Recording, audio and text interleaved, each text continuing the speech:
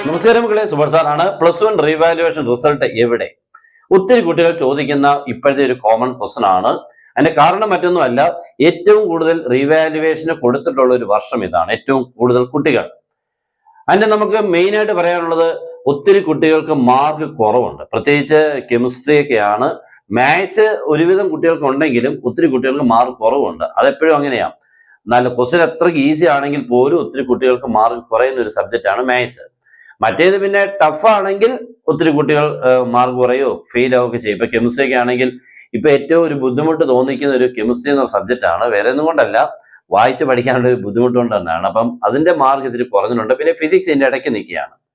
അപ്പൊ ഇതിനകത്ത് മെയിൻ ആയിട്ട് നമ്മുടെ മാർക്ക് ഈ വർഷം കുറഞ്ഞതിന്റെ പേരിൽ തന്നെ ഒത്തിരി കുട്ടികൾ അതിനുവേണ്ടി ആപ്ലിക്കേഷൻ കൊടുത്തുള്ളതുകൊണ്ട് അതിന്റെ റിസൾട്ട് വന്നിട്ട് വേണം എന്ത് ചെയ്യണം, അടുത്ത വർഷത്തേക്ക് ഇനി കൂടുതൽ പഠിക്കണോ, അതോ ഈ മാർക്ക് തന്നെ വെച്ചുകൊണ്ടുള്ള +2 ഒന്ന് അഡ്ജസ്റ്റ് ചെയ്താൽ മതി എന്നൊക്കെ ഉള്ള ഒരു തീരുമാനം എടുക്കേണ്ടതാണ്.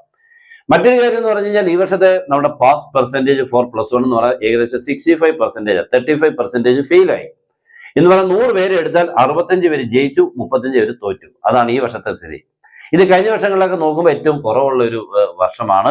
+2 അങ്ങനെ തന്നെയാണ് കേട്ടോ. എല്ലാം ഇങ്ങനെ കീഴോട്ടാണ് റിസൾട്ട് എല്ലാം കേട്ടോ. നിങ്ങൾ അറിഞ്ഞുകൊണ്ട് എനിക്കറിയില്ല, നിങ്ങളൊക്കെ ഇപ്പം +1 കീഴിലുള്ളതുകൊണ്ട് പഴയ ചരിത്രങ്ങളോ അല്ലെങ്കിൽ പഴയ റിസൾട്ടുകളോ ഒന്നും അറിയാത്തതുകൊണ്ടായിരിക്കും നമ്മുടെ റിസൾട്ട് ഇങ്ങനെ താഴോട്ട് പോവുക. റിസൾട്ട് താഴോട്ട് പോകുന്നതുകൊണ്ട് നമ്മൾ വിചാരിക്കും കുട്ടികളെല്ലാം ക്വാളിറ്റി കുറഞ്ഞു.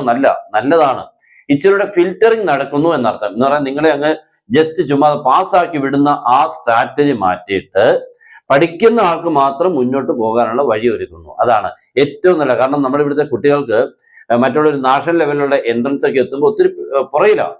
അപ്പൊ അതൊക്കെ മാറ്റണമെന്നുണ്ടെങ്കിൽ ഇച്ചിരി സ്ട്രിക്റ്റ് ആയിട്ടുള്ള കാര്യങ്ങൾ വേണം. നമ്മളിപ്പോ ജസ്റ്റ് നല്ലതായിട്ട് എന്തെങ്കിലും ഒന്ന് പഠിച്ചാൽ ജസ്റ്റ് പാസ്സായി ഒരു കാര്യമില്ല. ഇപ്പോഴത്തെ കാലത്ത് നന്നായിട്ട് പഠിച്ചിറങ്ങി ഞാൻ ആ വേർഡ് ഞാൻ പ്രത്യേകിച്ചൊന്ന് പറയുവാണ്.